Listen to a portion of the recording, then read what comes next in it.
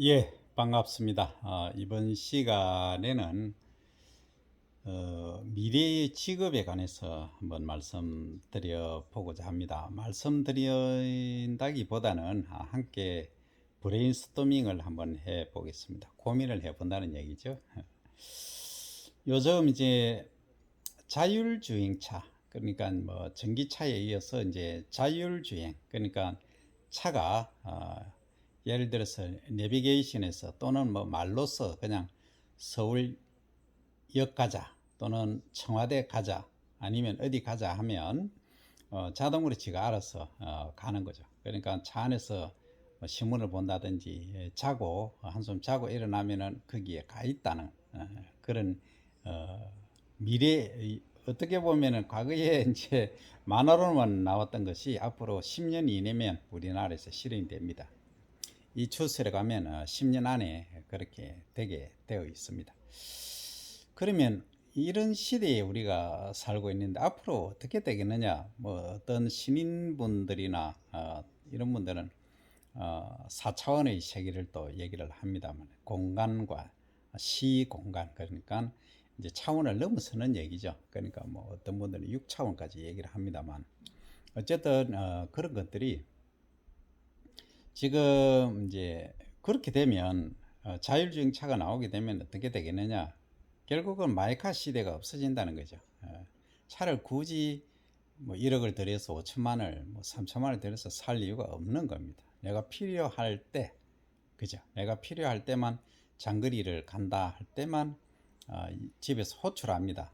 그러니까 뭐 핸드폰이 하겠죠. 핸드폰에서 이제 어디로 맨날 며칠 언제 가겠다 하면은 자동으로 이게 오는 거죠. 그럼 이게 어떤 데서 유출을 할 수 있느냐 하면 요즘 그 학생들 주로 타고 다니는 그 전동 그 자전거라 합니까? 그 타고 다니는 거 있지 않습니까? 이거 그냥 타고 아무데나 가서 대놓으면 됩니다. 그럼 또 처리하는 분이 계시지 않습니까?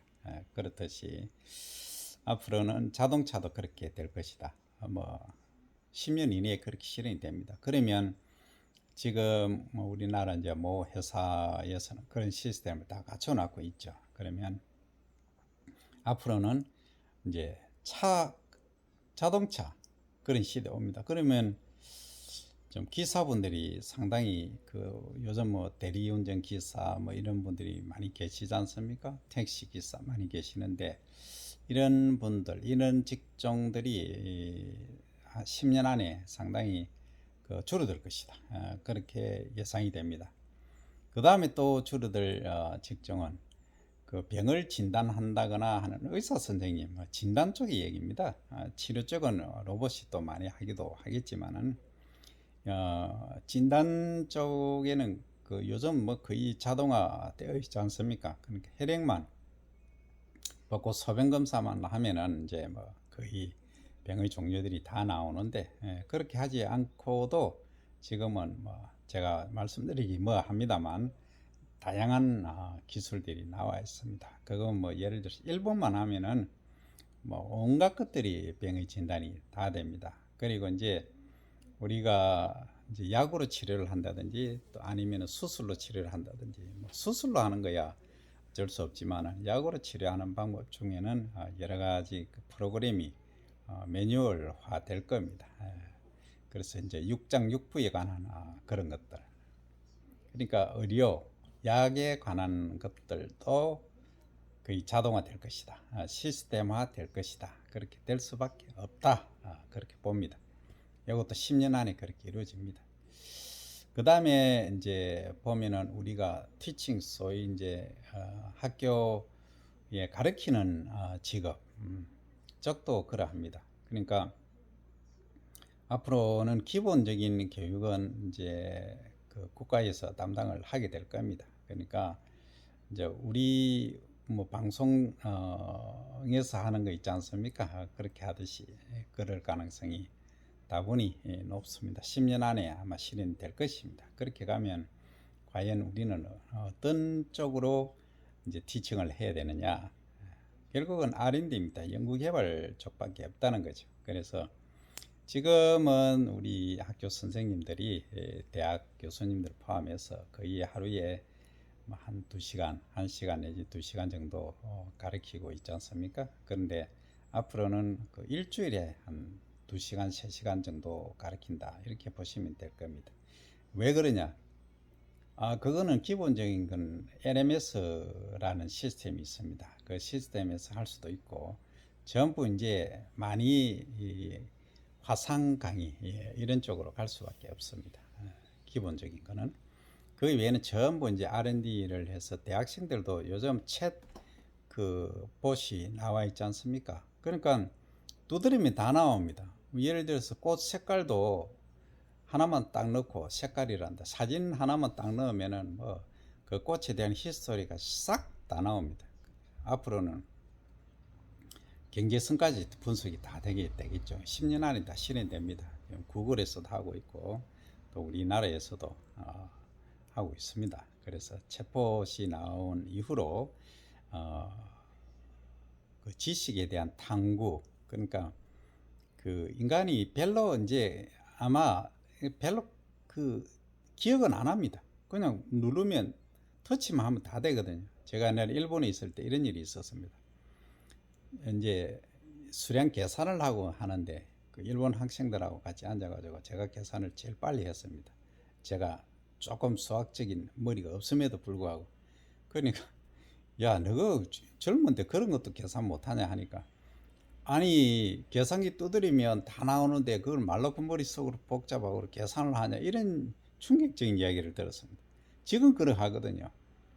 지금 그 요즘 세대 MZ 세대라고 하지 않습니까? 계산해 보라고 하십시오. 계산 안 합니다. 하기 싫어합니다. 암산을.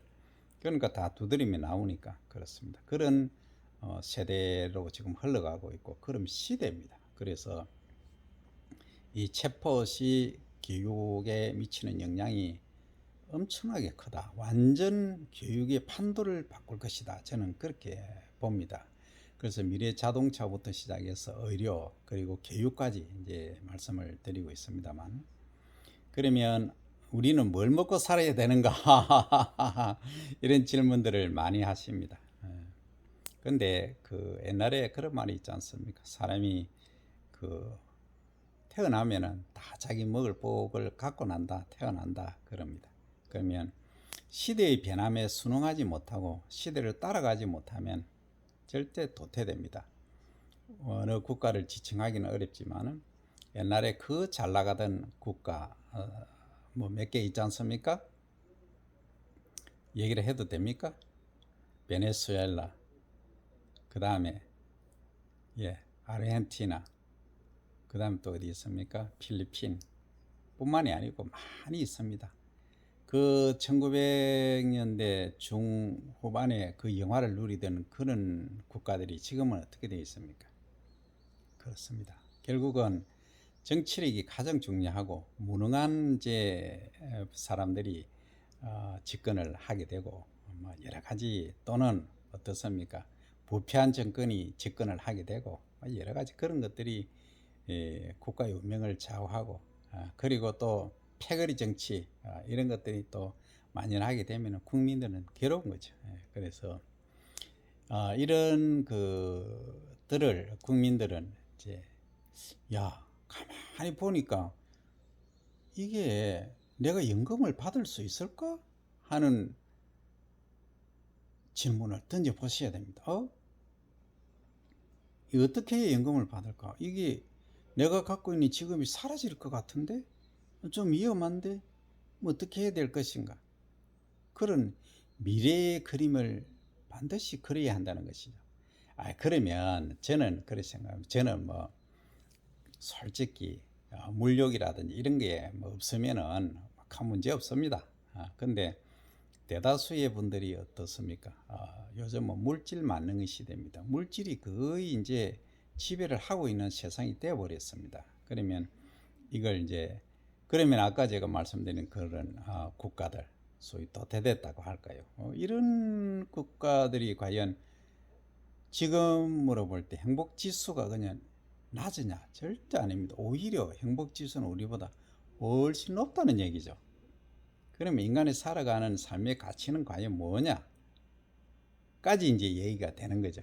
그러나 거기까지 오늘은 다 말씀드릴 수는 없고, 일단은 미래를 예견할 수 있는 그러한 판단력을 가져야 됩니다. 그래서 우리 학생들뿐만이 아니고 모든 국민들이 공부를 많이 해야 됩니다. 저는 정말 이 말씀을 드리고 싶습니다. 아니, 이런 분, 어떤 분들이 이런 말씀 하시거든요. 아니, 이 나이에 무슨 또 공부냐? 또 어떤 분들이 이러시거든요. 학교 다닐 때 공부한 거 아무 필요 없더라. 대학 가는 데만 쓰이지. 이런 말씀도 하시거든요. 그럴 수도 있습니다. 그럴 수도 있지만 지금은 이제 세상 흐름에 관해서는 많은 공부를 또 하시고, 인생 공부도 마찬가지입니다만 공부를, 책을 가까이 하셔야 된다 하는 말씀을 드리고, 그래서 오늘은 제가 이제 앞으로 자동차 산업, 그러니까 뭐 자율주행에서 시작해서 전기차 또는 수소차, 하이브리드, 또는 뭐 앞으로는 또 이제 수륙 양용 또는 나르는 차 시대가 올 겁니다. 차가 나르는. 그리고 이제 마이카 시대가 아닌 이제 시어카 시대가 옵니다. 그러니까 렌터카라고 해야 되나요? 시어카라고 해야 되나요? 어쨌든 내 차 굳이 필요 없습니다. 그런 시대가 도래하고 있다. 10년 안에 도래합니다. 저는 그렇게 판단하고 있습니다. 그 다음에 교육에 있어서 의료가 두 번째 나왔죠. 의료 분야도 10년 지나보십시오. 이제 의사 되려고 하는 분들 없습니다. 정말입니다. 지금처럼 이렇게 경영질이 높은 시대는 처음 옵니다. 그 다음에 또 뭡니까? 이제는 교사 되고 교수 되고 하려고 하는 분들 줄어듭니다. 10년 한번 지나보십시오. 인기 없는 직종으로 될 겁니다. 이제 충격적이시죠. 그 다음에 이제 우리 농업 분야에는 과연 어떻게 되겠는가? 농업 분야는 이제 이렇게 될 겁니다. 그 식량 산업은 우리가 이제 위 사이즈에 따라서 이게 먹지 않으면 안 됩니다. 이게 인간이 살아가는 즐거움 중에 절반이 뭡니까? 절반이 먹는 즐거움입니다. 그냥 먹는 즐거움이 없으면 살 수가 없습니다.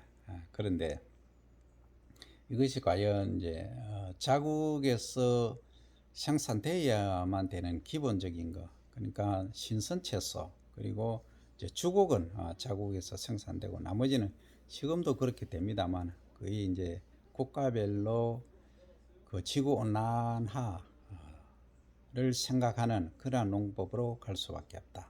이것이 지금 우리 알리백이 나오고 있지 않습니까? 지금 수출 못 합니다.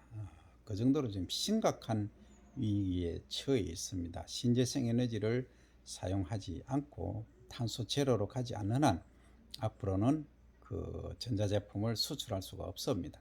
그런 시대에 전 세계가 동의를 하고 있습니다. 지구온난화 정말 심각한 문제이기 때문에 전부 이런 쪽으로 포커싱을 두고 있다. 그러면은 농업은 어떻게 가느냐? 주곡은 당연히 자국에서 생산하려고 할 것이고 해야 되는 것이고, 그 다음에 이제 신선 채소는 어쩔 수 없이 이제 앞으로는 그 이동, 국가 간의 이제 이동이 더 자율화 될 것은 분명합니다. 그렇게 되어야 되고요.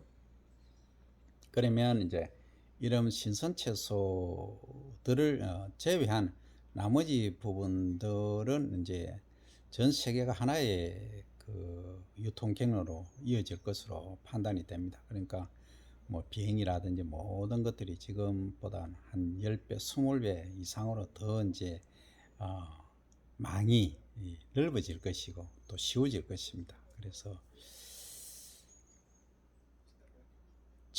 전부라고 표현하기는 뭐 하지만 많은 이제 업체, 회사, 대기업들에서 이제 어디로 진출할 것이냐 하면은 주로 이제 우리 동남아시아, 아프리카 쪽에 이제 소위 이 땅값이 산 쪽으로 또는 이제 에너지가 적게 되는 약간 따뜻한 나라로 이동을 할 수밖에 없다. 이게 제가 내리는 결론입니다. 그러면 앞으로 이제 기후변화 관련해서 이게 기후변화 관련해서는 모든 산업이 여기에 총 집중이 될 수밖에 없고 되어야 합니다. 그러면 기업들은 그러면 어떻게 가느냐? 결국은 뭐냐 하면 탄소 제로 중심으로 갈 수밖에 없다 하는 거죠. 그래서 이제 탄소 제로가 2050년까지 얘기를 하지만 그 전에 실현되지 않으면은 지금 그 해수면의 높이가 지금보다 그 10m, 20m 뭐 높아지는 것은 뭐 10년, 20년 안에 도래할 수도 있다 하는 거죠. 그래서 이런 기후 위기, 기후 변화까지를 감안을 한다면은 우리 이제 세대가 어떤 일을 해야 될 것인가 이 답이 나온 겁니다. 그래서 오늘은 앞으로 직종이 또는 세상이 어떻게 변할 것인가를 이제 알아보는 중에 이렇게 소위 브레인스토밍 이렇게 이제 얘기를 하다 보면은 서로 이제 머리를 맞대고 얘기를 하다 보면 답이 나오게 되는 것이죠. 그래서 아까 제가 산입에 거미줄을 칠 일은 없다 했지만 칠 수도 있습니다. 경고입니다. 이것은 그러니까 연금 제가 말씀드리다 말았죠. 그러니까 연금을 받을 수 있을 것이냐 없을 것이냐 그 국가가 존재할 것인가 존재하지 못할 것인가. 그러니까 더 우리가 지금 34,000불 이제 32,000불이라고 하더라고요. 3만 개인당 GDP가 이제 32,000불에서 4만 불, 5만 불, 6만 불까지 가느냐 아니면 뭐 2만 불대로 다시 떨어질 것인가.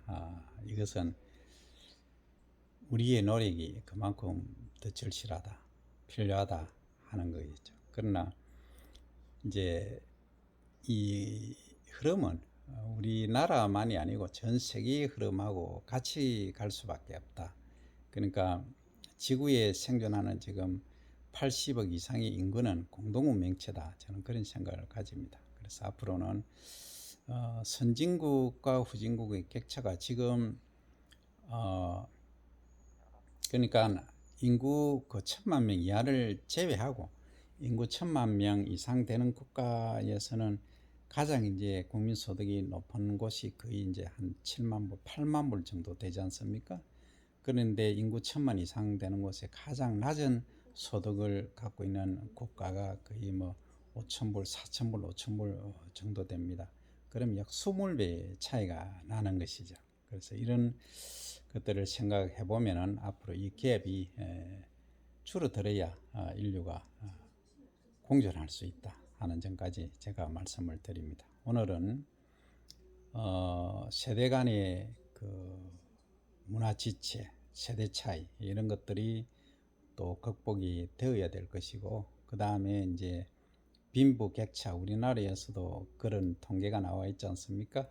그래서 이제 최상위 부유층 뭐 28억이라고 하더라고요. 지금 28억과 최빈곤층 뭐 하고 비교를 해보면 뭐 몇백 배의 차이가 난다. 이런 것들이 또 해소가 돼야 될 부분이고 사회 경제적인 차원에서는 그렇습니다. 그리고 앞으로 이제 직업은 아까도 말씀드린 대로 그렇게 흘러갈 것이다. 그리고 이제 저는 하나 이제 불만이 어떤 불만이 있냐 하면은 아니 어떤 분들은 똑같은 죄를 지었는데 그 형량이 예를 들어서 뭐 그냥 풀려나는 경우가 있고 어떤 분들은 상당히 좀 오래도록 수감되는 그런 경우가 있거든요. 그래서 이런 그 법의 잣대라는 게 상당히 좀 의구심이 많이 듭니다. 누구나 다 알고 계시겠죠. 많은 얘기 하지 않습니까? 유전무죄, 무전유죄 그런 말들을 많이 합니다. 그래서 이러한 경우는 사실은 이제 변호사하고 판사, 뭐 검사도 마찬가지입니다만 이런 부분에는 공정한 잣대를 들이대기 위해서는 차라리 그 AI가 있는 게 좋지 않을까 제안드립니다. 왜냐? 지난번에 제가 말씀드렸지만 판사가 그렇게 꼭 서울대 연대법대 또는 고대법대 뭐 정도로 나와야 됩니까? 그렇지 않아도 배심원들을 모시면은 배심원들이 아주 합당한 논리로 다 판결합니다. 꼭 그렇게 공부를 많이 해야 되느냐? 상식선상에서 할 수 있는 것들이 거의 태반이라고, 저는 태반이 아니고 뭐 99%라고 봅니다. 그 예외적인 상황은 당연히 있겠죠. 그런 부분들은 그거 하고, 요즘 AI가 그 대학 시험 치는 거 보면은 거의 뭐 99점 다 받습니다. 그리고 바둑에서도 한번 보십시오. 지금 뭐 어느 누구도 그 AI를 이길 수가 없습니다. 그러면 지금 우리 사법부 쪽에도 AI가 도입돼야 된다, 저는 그렇게 봅니다. 공정하기 위해서는. 물론 잘못하면은 그 AI 노예가 될 수도 있겠지만, 그리고 행정 부분에서 뭐 얘기하다 보니까 길어집니다. 행정 부분에서도 보면은 지금 굳이 사람으로 하지 않아도 될 것들이 많이 있거든요. 과거에 이런 경우가 있습니다. 제가 대통령 중에 가장 존경하는 분이 노무현 대통령님이신데, 노무현 대통령 가만히 보시면 이 청와대에 계실 때 이제 제가 그 당시 있을 때만 해도 어떠냐면은 전부 공무는 어땠습니까? 이 판때기 소위 해서 이래 해서 이 서명하는 걸로 공무원이 기한을 하고 했는데, 그 노무현 대통령 시절에 이게 전자 결제 시스템이 도입이 됐다고 하더라고요. 지금은 전부 전자로 다 합니다. 그러니까 그 이제 전자결제 하다 보니까 왔다 갔다 하는 시간도 절약할 뿐더러, 그 다음에 대면을 하다 보면은 이게 상사의 눈치를 많이 봐야 되거든요. 그러니까 눈치 볼 일도 없고 시간도 세이브되고 노동력도 노력도 감소되고 상당히 획기적인 하나의 시스템이 됐다, 저는 그렇게 봅니다. 그래서 이런 행정 부분에서도 AI가 도입되면은 많은 일들을 우리가 그 쓸데없는데 노력을 기울이는 걸 줄일 수가 있다는 거죠. 그러면 혹자는 이런 질문을 하실 겁니다. 그러면 이제 공무원 수도 줄여야 되지 않느냐? 당연히 일반 행정 업무 보는 데는 줄어들 겁니다. 줄어들어야 되고요. 그러면 그런 분들은 다 뭐 하느냐, 이런 질문을 하시는데, 가만히 한번 생각해 보십시오. 전 세계 인구가 80억이 넘고 90억 가까이 되고 있는데, 그 중에서 행정하는, 전 세계적으로 보면 그렇습니다, 몇 프로입니까? 후진국으로 갈수록 행정 업무가 많다는 거죠. 선진국으로 갈수록 소위 시스템화 되어 있다는 거죠. 그래서 이 시스템화가 그만큼 중요하다. 그런데 공무원 시험 칠 때 경쟁률이 보통 어떻습니까? 기본이 30대 1입니다. 많게는 100대 1입니다. 이 고급 인력들, 이 좋은 머리들을 그냥 일반 잡무하고 일반 행정하는데 그렇게 소비해서는 안 된다고 봅니다. 그래서 이분들을 적극적으로 R&D 쪽으로 연구개발해서 발전시킬 수 있는 이런 쪽으로 활용을 한다면 정말 우리 발전에 더 기여할 것이고 좋을 것이다, 저는 그렇게 판단합니다. 그리고 또 이런 질문 하시겠죠. 그러니까 발전만이 능사냐 질문을 하실 수 있는데, 이것은 다음에 또 말씀드리기로 하고, 오늘은 우리 인류 발전, 우리 국가의 발전에 따라서 어떻게 흘러가고 있는가, 직업군이 어떻게 변해갈 것이고 어떤 직업이 새롭게 태어나야 될 것인가, 결국은 AI 쪽으로 갈 수밖에 없다, 가고 있다. 그러니까 자율로 갈 수밖에 없다 하는 말씀을 드립니다.